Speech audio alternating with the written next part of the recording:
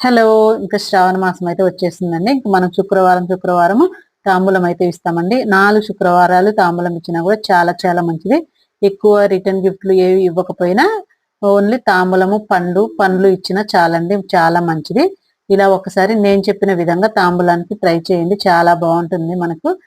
ఇప్పుడు దానికోసం మనం తాంబూలంకైతే ఏమేమి ఇవ్వాలో అవన్నీ రెడీ చేసుకొని, అందులో జాకెట్ పీస్ ఉంటది కదా! అది తీసుకొని ఇది చిన్నగా 4 దగ్గరికి 4 మడతలు వేసుకోవాలండి. ఇలా దగ్గరికొచ్చేంత వరకు మడతలు వేసుకొని, ఇలా నేను వీడియోలో చూపిస్తున్నలాగా బ్యాంగిల్స్ అటు 3 బ్యాంగిల్స్, ఇటు 3 బ్యాంగిల్స్ వేసుకొని ఫోల్డ్ చేసుకోవాలి. ఇలాగా మనం సమానంగా అటు రెండు వైపులా సమానంగా ఉండేలాగా ఇలా ఫోల్డ్ చేసుకోవాలి. ఫోల్డ్ చేసుకున్న తర్వాత మధ్యలో వచ్చేసి మనం తాంబూలంకి ఏమైతే ఇస్తామో అవి పెట్టుకోవాలి.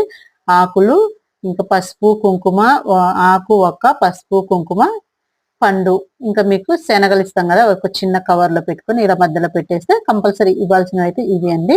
ఇవి ఇలా మధ్యలో పెట్టేసి ఇంకా బ్లౌజ్ పీస్‌ని ఇలా ఫోల్డ్ చేసామంటే మనకి చక్కగా ఒక మంచి గిఫ్ట్ లాగా తయారవుతదండి. చాలా చాలా బావుంటది. వీడియో నచ్చితే లైక్ చేయండి, షేర్ చేయండి.